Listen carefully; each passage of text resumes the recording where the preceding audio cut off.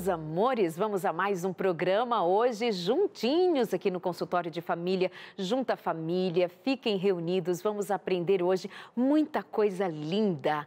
Sabe que eu tenho recebido muitas queixas de pais me dizendo, Darleide, os meus filhos já não têm mais afinidade com a Bíblia, já não creem mais.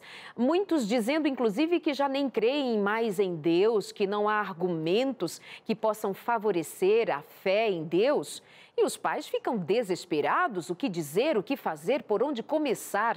Então, o nosso tema de hoje é para você que é pai, mãe, para os avós, para a família, é também para os professores. Meu convidado de hoje simplesmente é daqueles que você vai parar para ouvi-lo até o final e vai ficar com gostinho de quero mais. O tema do nosso programa de hoje, as crianças precisam saber como tudo começou. Nós vamos entender como ajudar as crianças e a nós mesmos, adultos. Tudo começa por nós, que somos educadores, que somos ensinadores, que somos quem conduz os nossos filhos, mas muitas vezes somos nós quem precisamos de maior preparo e de fazermos uma busca mais afinada sobre como tornar a fé interessante, como tornar o estudo da Bíblia mais interessante. Hoje nós vamos nessa direção. O meu convidado de hoje vai estar comigo e com você online, um pouco à distância, ele mora fora do Brasil, mas não vai impedir de ser para a gente hoje um grande aprendizado, um momento muito especial. E estou muito feliz de receber hoje aqui no nosso programa o professor Adalto Lourenço. Ele é formado em Física pela Universidade Bob Jones e também é mestre em Física, também formação na Carolina do Sul, nos Estados Unidos. Ele é dedicado à linha criacionista científica, é conferencista, escritor e pesquisador internacional. Vem para cá, professor Adalto Lourenço. Que prazer recebê-lo aqui no programa de hoje. Estou esperando aqui dividir a telinha com o professor Adalto Lourenço. Já vai chegar aqui para a gente. Bem-vindo, muito prazer recebê-lo aqui no programa de hoje. Estou na expectativa e quero que mais pessoas tenham acesso ao seu trabalho, ao seu conhecimento. Bem-vindo, professor. Muito obrigado. Olha, é um prazer muito grande estar no Consultório da Família e vamos ver as coisas boas que Deus tem preparado para a gente aí. Obrigada. Então já lanço a pergunta, professor. Como ajudar os pais que estão com dificuldade de fazer com que seus filhos vejam na Bíblia maneiras, argumentos inteligentes para sustentar a fé? Eu sei que isso, na sua perspectiva de ensino, traz a respeito de visão de mundo, compreensão de algo além de ser apenas um livro com histórias antigas que pode muitas vezes ser associado a pessoas de pouca inteligência, a pessoas retrógradas, pessoas ditas simplesmente religiosas e que perdem por encontrar na Bíblia Sagrada tanto aprendizado com respaldo na ciência. Então, com a palavra, professor, nos ajude a caminhar por essa vereda do conhecimento. Darleide e todos os nossos telespectadores, uma coisa que é muito importante nós entendermos é o seguinte: nós cristãos entendemos que o Senhor Deus escreveu 2 livros fundamentais. São 3 ao todo, mas eu vou me referir a apenas 2 deles. O primeiro livro é o livro chamado Livro das Obras de Deus, é a natureza. Tudo que existe, ele trouxe à existência. Então é o livro das suas obras. O outro é o livro das suas palavras, a Bíblia. Então nós temos 2 livros escritos por um mesmo autor.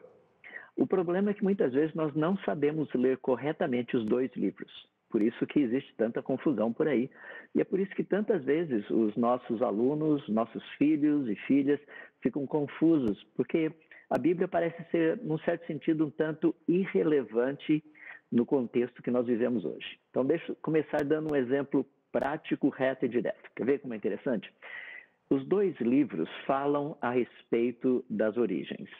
O livro das obras de Deus, a natureza, ele é estudado pelos cientistas. Lembra que esse livro, ele não nos consegue dizer se o universo teria sido criado por Deus. Ele consegue nos dizer apenas que o universo foi criado.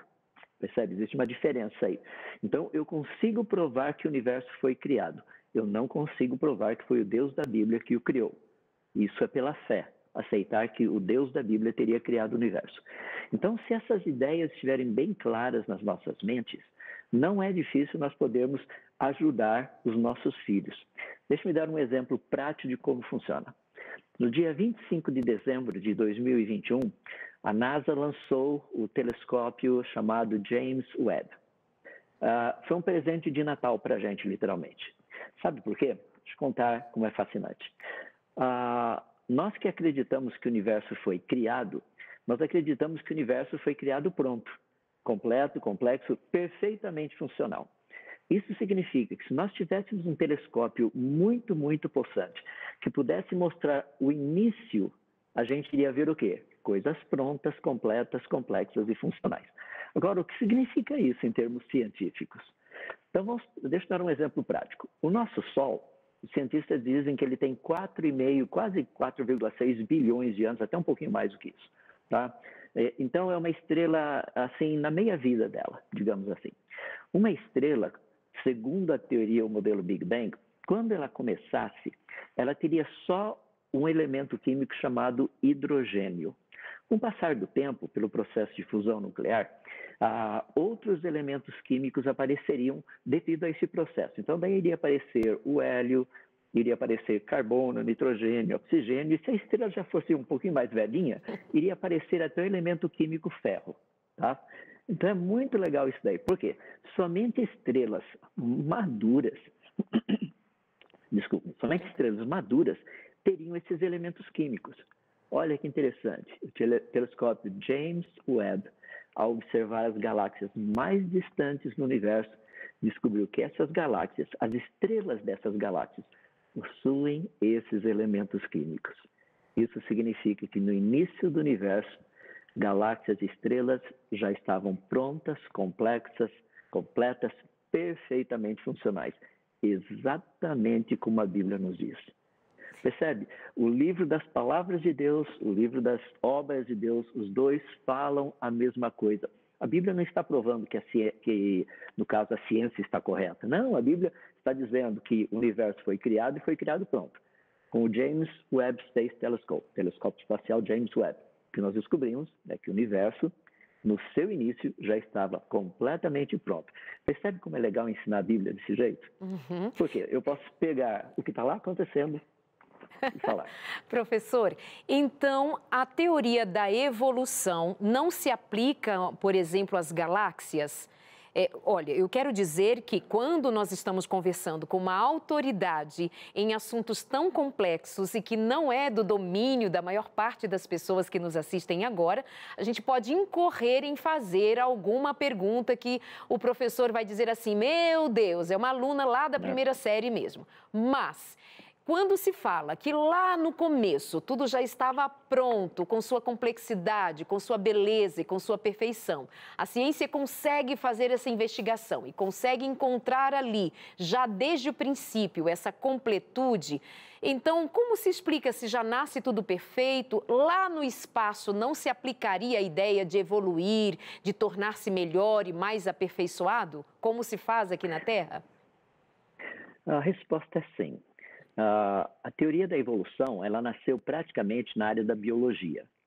No entanto, ela expandiu-se para todas as áreas. Hoje a gente fala até em evolução social, evolução econômica, tem evolução em todas as áreas possíveis aí, tá? Então, para a gente é muito importante estudar que quando nós estudamos, por exemplo, na área da cosmologia, cosmogonia, que falam a respeito da origem do universo e do universo como um todo, as pessoas têm a tendência de usar terminologia evolucionista, ou seja, como que uma galáxia começa, o início de uma galáxia, como que ela evolui, a evolução das estrelas. Então, esse é um linguajar muito comum na ciência, só que nós já tínhamos certeza que evolução não funciona. Nós só precisávamos de evidências, e o James Webb tem nos dado. O telescópio Hubble nos deu várias evidências, mas o James Webb, como nós costumamos dizer, ele bateu o prego no caixão. Entende? Agora enterrou realmente, não tem muito mais o que fazer. Deixa eu explicar o porquê disso. A teoria da evolução, tecnicamente, diz que coisas começam de uma forma simples e, com o passar do tempo, elas se transformam em coisas mais complexas. Tá? Então, essa é a ideia básica da evolução. Tudo começa simples e fica complexo. Existe uma lei da natureza que não foi uma lei literalmente criada pelos cientistas. Nós apenas descobrimos essa lei. Essa lei diz o seguinte, é a segunda lei da termodinâmica, conhecida como lei da entropia. Essa lei diz assim, se você comprar um tênis novo e começar a usar, ele vai ficar velho. Se você comprar uma roupa nova e usar, ela vai ficar velha. Se você comprar uma casa nova, com o passar do tempo, ela irá ficar velha. Ou seja, a tendência de todas as coisas é ir, como nós colocamos tecnicamente, é ir do organizado para o desorganizado. E isso é lei. Ou seja, o universo, a natureza, funciona desse jeito. Tudo, não existem exceções. Então, nós sabíamos, só por essa lei, que o universo teria que ter começado, logo no início, teria que ser perfeito. Porque se ele ainda funciona, é porque no início ele era melhor, não pior. Não mais desorganizado, percebe? O negócio era como provar isso. Porque a lei nos diz isso. O telescópio Hubble nos deu várias imagens de galáxias muito distantes, completas, complexas, perfeitamente funcionais. Elas são massivas, ou seja, não são galáxias bebês, já tem uma estrutura formada e tudo mais. Mas o James Webb Telescope, o telescópio do James Webb, veio realmente para colocar o pingo final nos is, por dizer assim. Em outras palavras, a terminologia evolucionista, ela praticamente adentrou todas as áreas. Então, o termo evolução hoje é usado para estrela, é usado para galáxia, é usado para qualquer coisa que você pensar. E por isso que nós precisamos entender o que significa isso. Porque evolução significa tecnicamente o quê? Significa, as pessoas têm a tendência de dizer assim, não, mas evolução só significa adaptação. Não, mas no espaço não tem como uma estrela se adaptar. Não faz sentido. Então, a ideia não é adaptação. A ideia é passar de um nível de organização pequeno para um nível de organização maior. Isso, a segunda lei da termodinâmica diz, não acontece. Isso o telescópio Hubble nos mostrou e agora o James Webb tem nos mostrado exatamente a mesma coisa, só que com imagens muito mais claras, muito mais precisas e tudo mais. Agora, como é então que a gente vai associar estas descobertas, estas comprovações científicas com o texto bíblico? Só para a gente puxar outra vez e para encaixar ali o que é a proposta de hoje no programa, você que está chegando aí em casa agora, ligando a TV, nós estamos propondo pensar, as crianças precisam saber como tudo começou. Nós também precisamos saber como tudo começou. Nós estamos conversando com o professor Adalto Lourenço, ele é mestre em física, e ele é também um daqueles que trabalham dedicadamente ao criacionismo e nos faz compreender muito além no texto bíblico aquilo que realmente hoje já não tem como dizer isso é ignorância, isso é coisa de gente que não estudou. Está aí um homem que se tem uma coisa que estuda na vida e que trabalha na vida, inclusive fala agora com a gente direto dos Estados Unidos, onde ele trabalha ainda, é sua área de trabalho e estudo contínuo, é também escritor, conferencista, palestrante, é cristão e está aqui com a gente colaborando hoje. Professor, vamos de novo então trazer tudo isso, que é pouco, claro, dentro de um universo de tudo que a gente pode aprender, mas o programa vai correndo. Vamos trazer de novo aqui para dentro do texto bíblico o que é então importante para as crianças, para nós, para todos nós sabermos como tudo começou. Que diferença faz de fato e de verdade para a nossa fé? Olha, isso faz toda a diferença, tá? E daí a importância de nós entendermos o seguinte, se o que a Bíblia fala for diferente daquilo que o universo é, quando a Bíblia fala do universo, por exemplo, então nós teríamos um grande problema em nossas mãos, tá? Por quê? Se aquilo que é testável, a Bíblia estiver errada, como é que eu poderia ter certeza que aquilo que não é testável, a Bíblia está correta? Deixa-me exemplificar. Imagina que todas as citações que a Bíblia faz sobre lugares, acidentes geográficos como rios, montanhas, cadeias de montanhas, tudo isso estivesse errado. Como é que eu teria convicção que o céu e o inferno existem? Percebe? Por quê? Porque eu não consigo testar o céu e o inferno. Eu não sei se eles existem, não tem uma maneira prática de eu pegar e testar. Mas pelo fato da Bíblia me dizer que a cidade de Babilônia existiu, eu posso ir lá e verificar, realmente essa cidade existiu, porque a Bíblia fala da Babilônia. Ou se eu pego, por exemplo, o Monte Carmelo. Olha lá, o Monte Carmelo está ali.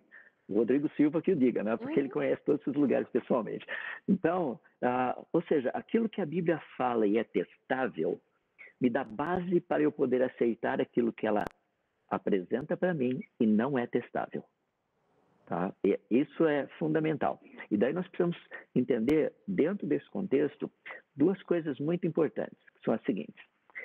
Se a Bíblia for corretamente interpretada e a ciência estiver devidamente estabelecida, as duas irão sempre dizer a mesma coisa.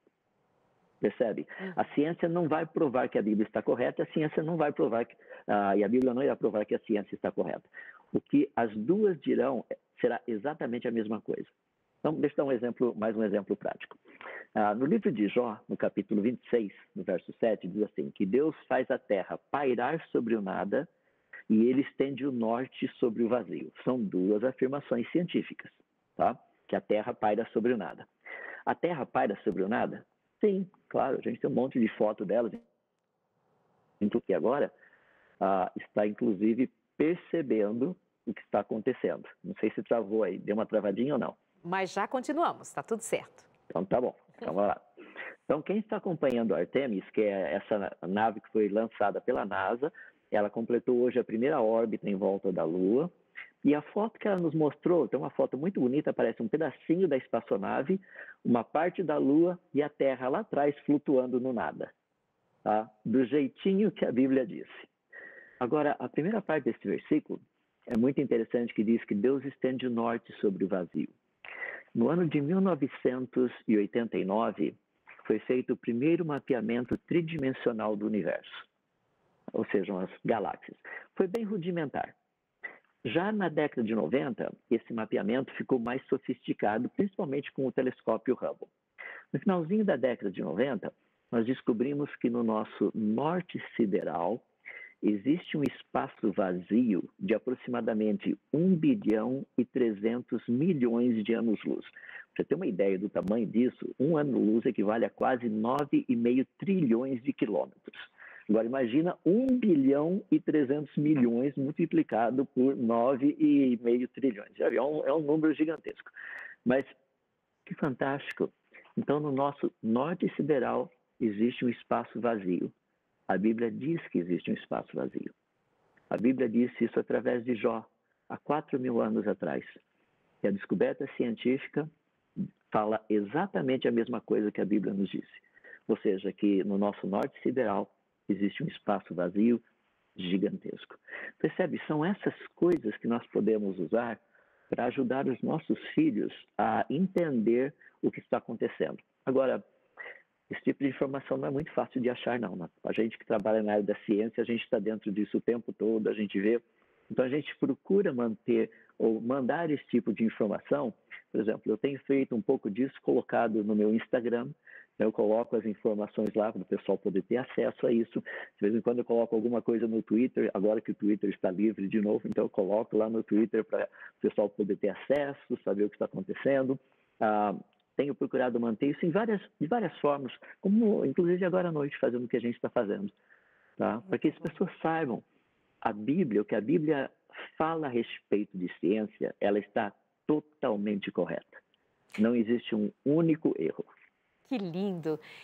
Gente, você vai precisar assistir muitas aulas, acompanhar muitos vídeos, tem muito material do doutor no YouTube, do doutor Adalto, e você pode acompanhar muito e aprender muito mais. Por exemplo, uma das perguntas que o professor Adalto costuma responder tem a ver ali com Gênesis. Eu acho que você já entendeu que quando nós dizemos que nós precisamos conhecer como tudo começou, nós precisamos entender lá no livro de Gênesis, capítulo 1 e capítulo 2, que para muita gente é entendido como história da carochinha, não é, professor? Tem muita gente que pensa, ai, que vergonha, falar de que o mundo foi feito em 7 dias, aquilo é uma historinha, é uma alegoria. E essa é uma questão que o professor tem debatido muito e tem lançado luz sobre quão verdadeiro é o relato da criação. Mas aí surgem perguntas, né, professor? E eu estou aqui lembrando de algumas, como que, por exemplo, alguns que não têm esse olhar de encontrar a verdade ali no relato de Gênesis, vai dizer assim, ora, logo no começo é dito que Deus fez a luz, que era tudo escuro e Deus fez a luz no primeiro dia. Mas o sol só vai aparecer no quarto dia. Tem explicação para isso, professor? Aí te põe contra a parede, quase que na mira da verdade com a física. Tem resposta para isso. A resposta é tão bonita que destrói totalmente o argumento de quem faz as perguntas. Quer ver? No universo existem coisas que nós chamamos de nebulosas. Tá? São regiões do espaço onde existem gases superaquecidos emitindo luz. Não é estrela. São apenas gases aquecidos. É igual lá no seu fogão a gás, quando você liga lá, fica aquela chama. Não tem uma estrela ali, mas tem luz, porque é gás aquecido. Então, gases superaquecidos, não somente gás, qualquer coisa superaquecida emite luz. Tá? Olha que coisa fascinante. Algumas dessas nebulosas são o resultado de explosão de estrela. Então, uma estrela, quando ela explode, muito da matéria dela se tornam nesses gases superaquecidos, tá?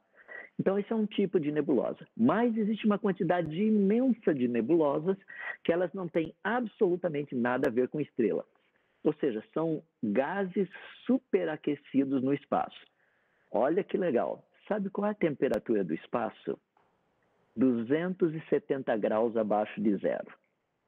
Como existem gases superaquecidos até agora no universo? Esse negócio já era para ter esfriado, mas é porque o universo é jovem, é por isso que ainda não esfriou. A Bíblia diz que ele é jovem, e a ciência sabe que ele é jovem. Então, quando nós olhamos essa quantidade de gases superaquecidos, as nebulosas, emitindo luz sem estrelas, nós vemos exatamente o que Gênesis está nos dizendo. Luz sem estrelas. E luz que teria aparecido há pouco tempo atrás ainda. Muito bom. Muito legal, né? Muito bom. É lindo demais, é fascinante. Doutor, e são assim apenas algumas piscadelas, algumas dicas. Imaginam que é estudar mais e mais a respeito e ver a beleza de Gênesis, capítulo 1, capítulo 2, que fala da criação, Deus como Criador. O Deus que não fica se explicando, ele apenas surge no texto dizendo, no princípio Deus, e passa a ser dado o relato de como ele criou todas as coisas. Produção, temos mais um tempinho ou vamos para o intervalo? Porque eu já quero fazer uma pergunta que tem a ver lá com a criação, o livro de Gênesis.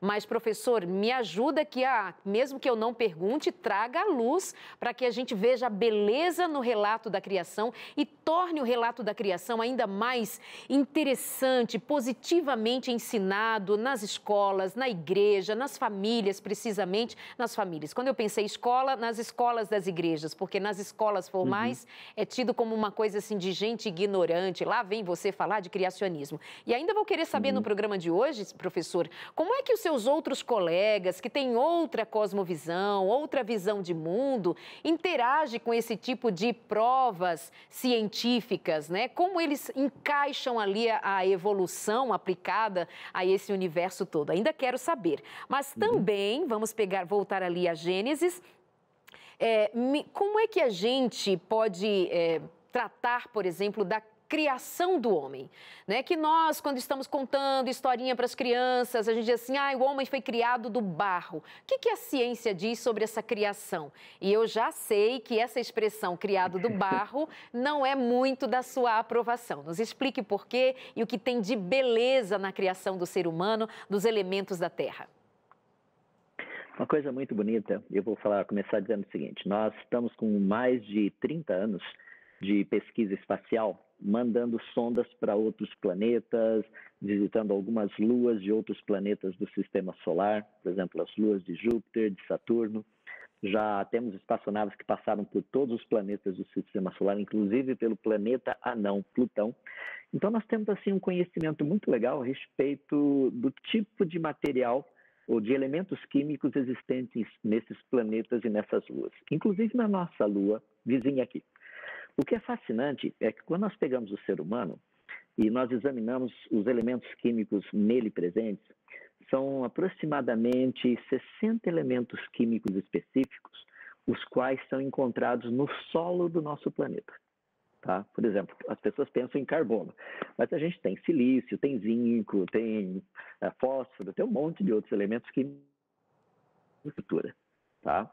Então, é muito importante para a gente saber que esses elementos químicos que estão aqui, que fazem parte da nossa estrutura, só existem aqui no nosso planeta. Eles não existem na Lua. Deixa eu só colocar um parênteses nisso aí. As pessoas não dizem que o sistema solar, os planetas, seriam, entre aspas, farinha do mesmo saco? Não são.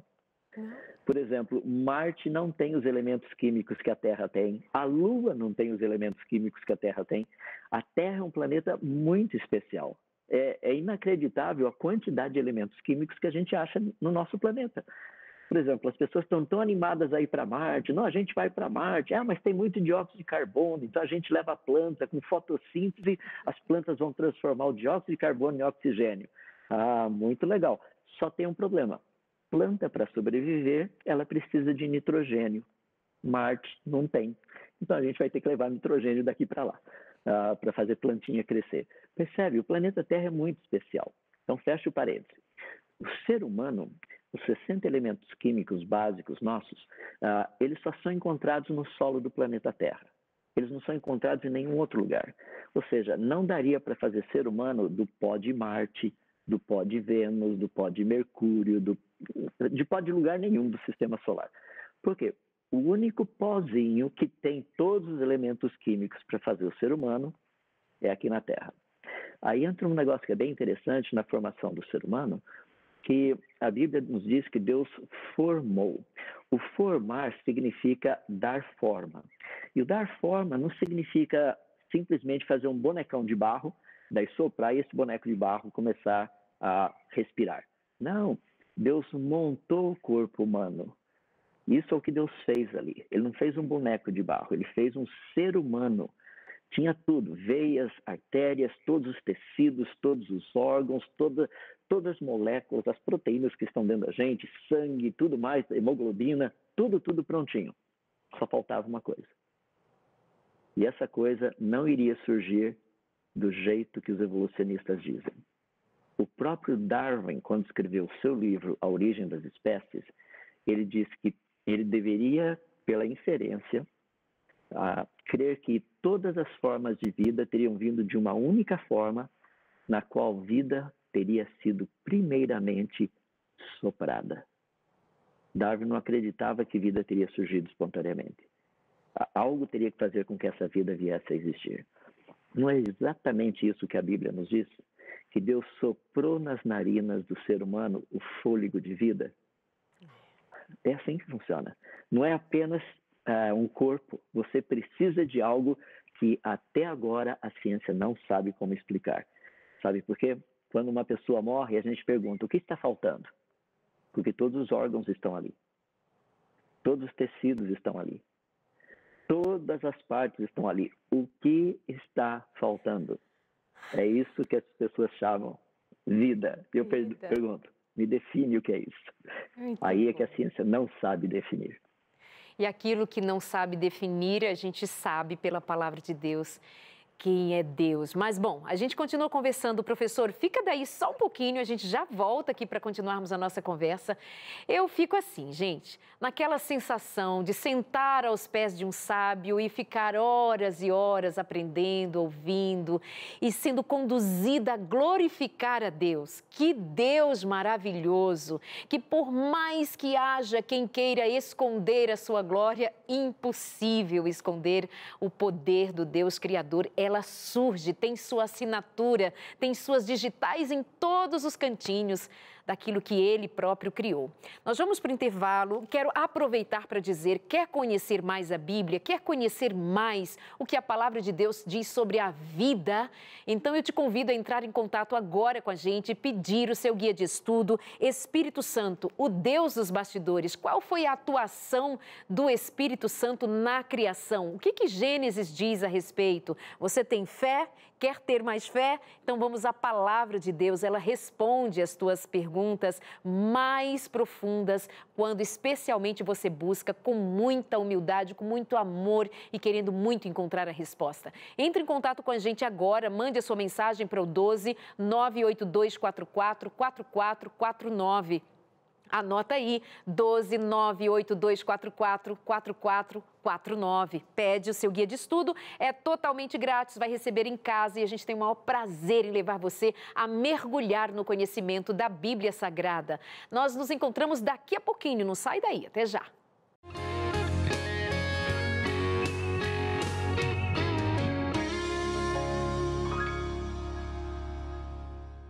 Meus amores, falta pouco para o grande evento da Rede Novo Tempo, Anjos em Ação.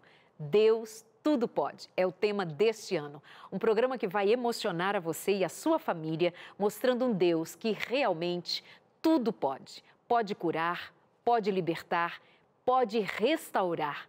A Rede Novo Tempo inteira vai estar reunida para essa grande celebração, com a presença confirmada de muita gente querida aqui da sua Novo Tempo. O pastor Felipe Amorim, Robson Menezes, Gilmar Batistotti e vários dos outros apresentadores amados aqui da sua Novo Tempo. Inclusive, eu estarei presente, isso mesmo. Se você gosta deste programa, você vai precisar assistir ao Anjos em Ação 2022. Além dos apresentadores, teremos muita música que vai tocar o seu coração com os cantores da Novo Tempo. Só falta uma coisa, você participando com a gente nesse grande evento que é o Anjos em Ação. Então, faça planos de estar com a gente e prepare uma doação especial para Novo Tempo continuar espalhando esperança. Nesse dia, você vai conhecer histórias de milagres e transformações, como a da Paula e do seu bebê, o pequeno Davi. Vou dar só um gostinho para vocês. Olha só o que vem por aí. Procuramos um infectologista naquele mesmo dia e ele, assim, já de cara, já falou, olha, ele tá com microcefalia, ele tá com o baço distendido, um risco de hemorragia interna e tá se recuperando ainda da zika, né? Então, naquele momento, o doutor falou, olha, não tem o que fazer. Eu vim para casa, eu entrei nesse quarto aqui, eu levantei o Davi para os céus e falei, Senhor, eu não pedi, o Senhor me deu e eu sei que é um presente do Senhor. Vem aí, Anjos em Ação. Deus tudo pode. Não anotou ainda a data? Então fica atento, a partir de agora. Vai ser no sábado, dia 26 de novembro, a partir das 8 da noite. Nós vamos juntos celebrar as bênçãos de Deus sobre a Novo Tempo e nos emocionar com os resultados de pessoas que tiveram a vida transformada pela palavra de Deus. Porque para o homem é impossível muita coisa, mas para Deus todas as coisas são possíveis. Então, registra aí, neste próximo sábado, dia 26, às 8 da noite, nós temos encontro marcado com a nossa linda celebração de todo ano, Anjos em Ação. Meus amores, nós vamos continuar agora juntinhos com o professor Adalto Lourenço, que eu já peço para a produção trazê-lo de volta aqui comigo. Gente, hoje nós estamos tendo a oportunidade de conversar com o professor Adalto. Deixa eu só relembrar, caso você pegou no começo ou está chegando agora, deixa eu te dizer. O professor Adalto Lourenço é formado em Física pela Bob Jones, ele também é mestre em Física, também uma formação lá na Carolina do Sul. Professor Adalto é membro da Academia de Física, Sociedade Física Americana, se dedica à linha de criacionismo científico, é conferencista, escritor e pesquisador internacional. Professor Adalto, sei também que tem aí um livro já, que tem ajudado a muitas famílias a mergulhar em tanto conhecimento. Qual é o título do seu livro? Onde encontra o seu livro? Deixa eu pegar aqui, Adelaide. O livro é esse daqui, ó. O livro da triste história da evolução. É história mesmo, tá? Uhum. Então dá para perceber que não é história com H, é história. Nele, é um livro totalmente ilustrado, tá? E ele também tem em forma de rima. Fica fácil para as crianças poder assim, compreender e tudo mais. Quer ver? Deixa eu só dar um pedacinho, vou dar uma palhinha, um gostinho, quer ver? Tem um capítulo aqui que eu trato a respeito de evolução, que a evolução não acontece, e o texto diz o seguinte: criatura simples não existe, a ciência sabe e nisso insiste. Pé, mão, olho, ouvido e nariz, nada é simples. Isso é o que se diz. Tem gente que diz que vida evoluiu. mas isso até hoje ninguém nunca viu. Peixe virando ave é coisa de São Tomé, pois filho de peixe, peixinho é. Então é bem legal aí para a gente poder ensinar nossas crianças. Esse livro é o primeiro, estou falando sobre a triste história da evolução, tem outro que está sendo produzido, sai agora em 2023, é sobre a incrível história da criação. Então, vai se preparando. Isso aí você encontra no site universocriacionista.com.br. Universo Criacionista, tudo junto, .com.br. Que lindo! Então vamos lá, gente, universocriacionista.com.br, essa obra especialmente para as crianças terem aí mais uma ferramenta de compreensão da beleza da criação. Agora, professor, aquela perguntinha que eu anunciei lá atrás, quando ainda estávamos juntos antes do intervalo. Como é que lhe contestam os seus outros colegas, físicos também, que têm outra cosmovisão, que creem na evolução? Como é que eles conseguem se provar? Como é que vocês dialogam? Porque uma coisa é a gente dizer assim, a ciência, como se ela fosse um bloco só, né? A ciência é um bloco, mas a ciência ela é compartilhada por diferentes pesquisadores, diferentes cientistas que acabam seguindo linhas que se chocam em algum momento. Como é que lida com isso em termos de ciência, professor? Olha, a primeira coisa que é uma parte assim que a gente precisa ter sempre em mente é que toda conversa, todo diálogo tem que ser civilizado. Ou seja, nós concordamos que nós discordamos. A gente começa por aí. Agora, se a gente for criar um diálogo, e o que é muito importante na parte da ciência, nós temos que deixar de lado aquilo que seriam nossas preferências pessoais, o que é muito difícil. Tá? Então, por exemplo, eu tenho vários amigos que quando nós falamos a respeito da origem do universo, muitos deles hoje já não querem mais conversar no assunto. Por quê? Porque não existe argumento. Eles não possuem argumentos. Por exemplo, os argumentos que eu apresento não vêm diretamente das Escrituras, porque são pessoas que não são crentes, eles não conhecem a Bíblia. Não adianta eu querer apresentar uma argumentação num livro que eles nem acreditam. Então, minha argumentação com eles é aquela argumentação de Jesus. Dai a César o que é de César, dai a Deus o que é de Deus. Se tem um César no meio do caminho, a gente vai dar para o César o que o César merece. Ou seja, eu vou usar os argumentos que ele conhece, o que eles conhecem. Por exemplo, os meus amigos que são físicos, colegas de trabalho e tudo mais, eles conhecem a segunda lei da termodinâmica que eu já citei. Não tem como escapar. Então, eu pergunto a eles, vamos pegar as equações que descrevem o Big Bang. Encaixa essa equação da segunda lei da termodinâmica nisso daí. Vamos ver o que acontece. Eles falam, não, isso não tem como fazer. Está vendo? Ou seja, você está me dizendo que no início do universo o negócio era um milagre? É isso exatamente que eu estou dizendo para vocês. Foi um milagre. Agora, você não quer chamar de milagre porque na ciência não cabe milagre. Então você diz, olha, nós não sabemos como foi. Claro que nós sabemos como foi. Nós temos as leis. Nós temos as evidências, nós temos os grandes telescópios, falando assim, por exemplo, do universo. Deixa eu puxar um pouquinho para coisas que são mais perto do dia a dia da gente. Sabe qual foi um dos grandes presentes do século XX? Computador. É uma coisa fascinante, tá? Por quê? Porque o computador tem duas partes. Uma delas nós chamamos de hardware. É aquilo que você pega. O monitor, o computador, o disco rígido, ou sei lá, teclado, essas coisas todas aí, tá? Impressora. Então, isso daí é o que nós chamamos de hardware. Mas o computador tem uma outra coisa que a gente chama de software. Sabe o que é fascinante? O software você não pega. Você fala, claro que eu pego. Eu tenho até um DVD aqui do Windows 11. Não, você tem o DVD onde está guardado o software. O software você não pega. Não tem como pegar. Não é fascinante? Para que o computador funcione, ele tem uma parte que você pega, você consegue tocar, e tem uma parte que você não consegue pegar. Mas se ela não estiver lá, o computador não funciona. Essa foi a grande dádiva do século passado. Sabe por quê? Porque a biologia, de uma forma geral, a biologia naturalista, ela fala só do hardware. Ela não fala da origem do software. Um pássaro que tem asa, mas não tem software para voar, ele não vai voar. Simples assim. Agora, de onde veio o software?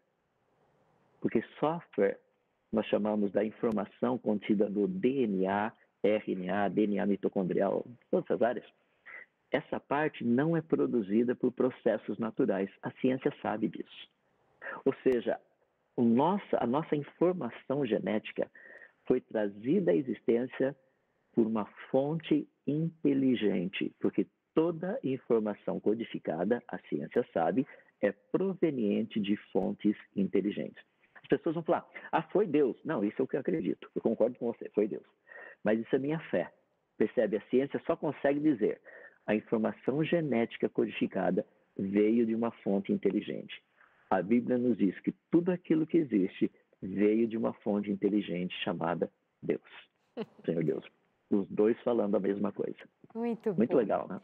Muito, muito especial. Professor, quando nós pensamos em obras, né, feitas por artistas, resultado da inspiração artística de homens como Picasso ou músico como Beethoven, com o tempo vai se catalogando as características do trabalho de artistas como estes que citei e tantos outros de grande importância no mundo, e a gente consegue identificar as características destes artistas e fica ali como se o registro e a assinatura destes indivíduos em cada uma das suas obras. Se nós pensamos no mundo como uma obra, na Terra como uma obra, tudo que é conhecido como uma obra de uma fonte inteligente que nós entendemos ser Deus, Deus Criador, quais são as assinaturas ou uma assinatura especificamente que a gente encontra na criação de Deus que pode apontar para ele enquanto autor?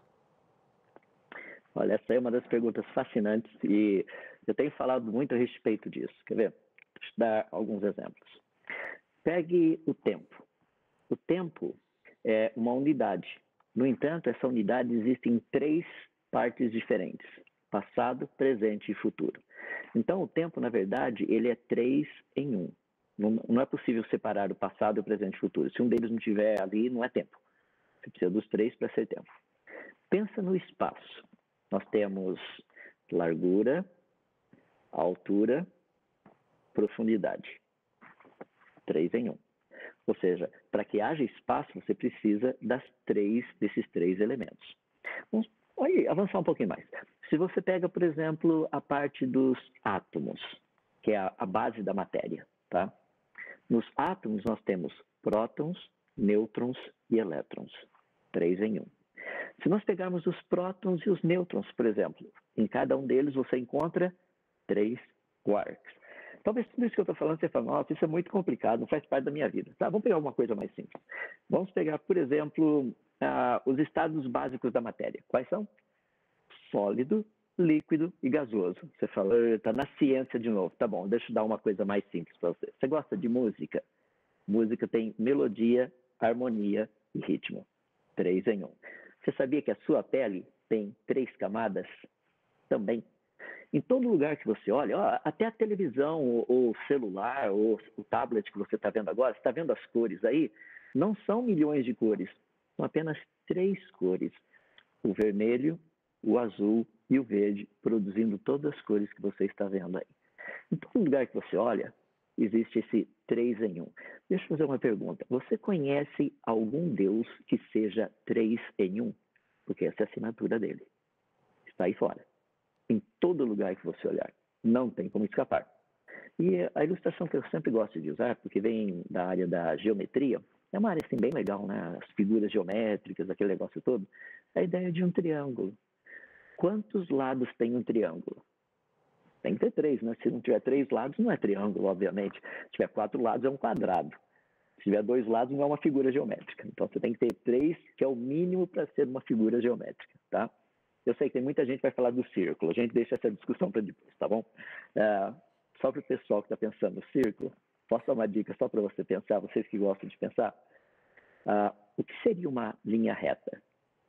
A resposta é simples. A linha reta é um círculo com raio infinito. Legal, né? Vai para casa pensando um pouco, depois você me diz o que aconteceu aí. Mas, de novo, em todo lugar que nós olhamos, nós vemos esse 3 em 1. É um negócio fascinante. Em todo lugar. E quando você olha no batismo de Jesus, ali existe algo muito interessante. Por quê? Jesus está fisicamente sendo batizado por João Batista, e vem uma voz do céu dizendo, esse é meu filho amado, Lembra que não foi Jesus que estava brincando de ventriloquismo? Não, foi o Pai dizendo, esse é meu Filho amado, e sobre ele desce a pessoa do Espírito Santo em forma de pomba. É uma das poucas vezes, assim, na história humana, que nós vemos as 3 figuras da Trindade no mesmo ponto, no mesmo local. Os 3 ali acontecendo. E a Bíblia nos diz qual é o Deus que trouxe o mundo à existência. E sabe o que é pior? Pior no bom sentido. É que a ciência também sabe disso. Porque o mundo é 3 em 1. E é por isso que eu converso bastante com os meus amigos, e tem alguns deles que são de posicionamento assim, religioso, não cristão, e a gente conversa bastante sobre isso, falando, não, o seu Deus não pode ter criado, porque o seu Deus é 1 em 1, e a natureza é 3 em 1. Essa é a assinatura do Criador. Está lá. Eu acho isso muito lindo, muito lindo. E o professor Adalto, ele tem uma lista, sim, de outros registros que mostram aí esse 3 em 1 na natureza. Ele só citou algumas delas aí, né, professor? Tem muito mais. E é belíssimo, belíssimo, belíssimo. Professor, tem aqui algumas perguntas que chegam, já que nós estamos ao vivo, tem gente nos assistindo, amando o programa, cumprimentando, agradecendo sua presença. Vamos aqui a uma pergunta da Cristiane. Ela diz, eu gostaria de saber como é que eu posso aplicar, então, o conhecimento bíblico, o conhecimento que nós podemos extrair ali de Gênesis, por exemplo, para crianças pequenininhas de 4 e 5 anos. Gente, agora a gente faz uma pergunta para um físico sobre didática, né? De como transmitir isso às crianças. Penso eu que da maneira mais criativa possível. Mas, professor, a palavra. Olha, eu estava num congresso muitos anos atrás e uma pessoa que estava palestrando lá disse o seguinte, se você não consegue ensinar física quântica para uma criança de 6 anos é porque você ainda não entendeu física quântica. E isso foi um desafio. Eu falei, rapaz, agora vou ter que lhe dar um jeito de como a gente ensina a criança e tudo mais. A primeira coisa, esteja ciente da limitação do vocabulário e do conhecimento que essa criança ou que essas crianças têm, para você poder chegar e trabalhar com elas. Deixa eu voltar no exemplo do computador só para você mostrar, para a gente poder pegar um pouquinho. Pega o celular e chega para uma criança e mostra o celular ali para ela. Fala, tá vendo? Ó, o celular aqui. Eu vou desligar o celular, então você vai lá, desliga o celular, fala para ela o seguinte, liga o celular. Ela vai lá e vai ligar. Legal, daí sabe o que você faz? Descarrega o celular e pede para ela ligar de novo. Ela fala, não, mas está descarregado. Fala, não, mas todas as peças do celular estão aqui. Ah, mas acabou a bateria. Não, mas a bateria está lá dentro, não acabou a bateria está lá. O que está faltando para o celular não funcionar? Aí você vai começar a levá-lo a pensar que existem coisas que são um pouquinho além daquilo que a gente está habituado a ver. Então, por exemplo, eu gosto de ensinar em crianças, eu coloco de uma forma bem simples assim. Todo mundo agora coça a ponta do nariz. Vai lá coçar a ponta do nariz. Então, eles estão lá coçando a ponta do nariz. Daí eu pergunto para eles, como é que seu dedo sabe onde é a ponta do nariz? Não é legal? Porque agora você vai estar fazendo com que eles pensem. Em vez de dar respostas, leve-os a pensar. Pega o tênis deles. Quer ensinar a segunda lei da termodinâmica? Mostra como era o tênis novinho e mostra como é agora. É assim que a gente ensina a segunda lei da termodinâmica para criança. Mas não precisa ficar falar, olha, a entropia e blá, blá, blá. Eles não vão entender nada disso. Mas se você pegar o tênis dele e falar assim, tá vendo seu tênis como era novinho? Lembra quando era novinho, quando você ganhou de presente? Olha como ele está tudo velho aqui agora. Ou lembra daquele short, daquela camiseta, ou do seu brinquedo, como era novinho? Olha como está todo quebrado. É assim que a gente ensina a segunda lei da termodinâmica. Porque nós precisamos falar a linguagem deles. Jesus fazia isso muito bem. Jesus dizia para as pessoas o seguinte, o reino dos céus é semelhante a... Procure por coisas semelhantes para ensinar. Coisas que eles conhecem, coisas que sejam do dia a dia deles. Daí você vai poder pegar os conceitos e passar para eles. Mas deixe-me colocar o seguinte, se você não conhece os conceitos, você não conseguirá fazê-lo. É aí que está, né? Nós precisamos ter esse conhecimento. Mais uma pergunta, professor, agora de um outro que nos escreve dizendo, qual é a conexão do que está escrito em Jó, capítulo 26, verso 7, E Isaías, no capítulo 40, verso 22, diz que a terra está suspensa sobre o vazio. Já falamos, inclusive, dessa referência hoje. E o outro diz que Deus se assenta sobre o círculo da terra. Como fazer esse entendimento? Tá. O texto de Jó nos diz a parte de posicionamento da terra em relação ao espaço, tá? O texto de Isaías nos diz qual é a forma do planeta em relação ao espaço. São duas coisas diferentes. Uma é você dizer, por exemplo, vai lá na prateleira e pega o copo. E você chega lá na prateleira e tem um monte de copos. E você fala agora, e qual copo? Todos os copos estão na prateleira, mas qual copo é para pegar? Daí você falar aquele que, literalmente, aquele que é mais arredondado na parte de baixo, aquele que é quadrado. Percebe? Isaías está nos dando a forma do planeta. Jó está nos falando a respeito do posicionamento, onde o planeta está. Então, são duas coisas diferentes, não são antagônicas, não estão se batendo uma com a outra de forma nenhuma. Os dois apenas estão se completando. Então, professor, a Bíblia, dizendo da forma da Terra, passa de longe pela fé cristã crer que a Terra seja plana, não é? Totalmente. Tanto é que nenhum judeu, até onde eu sei, e eu já estudei bastante a respeito disso, já conversei muito com rabinos e tudo mais, ninguém judeu acreditou que a Terra fosse plana. Uhum. Eu até costumo brincar com o pessoal, falar, olha, se você acredita que a Terra é plana, por favor, não diga que você é cristão. Fala que você é qualquer outra coisa, menos cristão. Porque, alguns dias atrás, aí nós tivemos um eclipse lunar, ou seja, a sombra da Terra foi projetada na Lua. Lindo. E a sombra projetada, a gente sabe qual foi. Professor, nós só temos 3 minutinhos aqui para a gente terminar. E eu fico assim, querendo que fosse mais tempo hoje para a gente conversar, mas, por favor, volta para conversar com a gente no outro dia. Vou ficar te convidando para voltar, mas só responde, então, para a gente terminar a seguinte pergunta. Por que Deus escolheu a costela de Adão para fazer Eva? Por que não foi da cabeça, do pé, do pescoço? Por que foi da costela? Olha, o relato ali de Gênesis, capítulo 2, é muito bonito.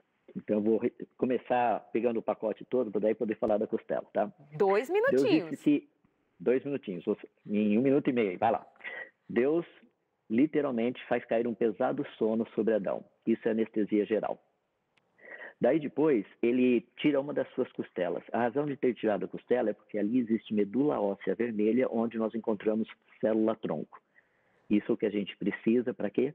Para literalmente produzir um outro ser humano.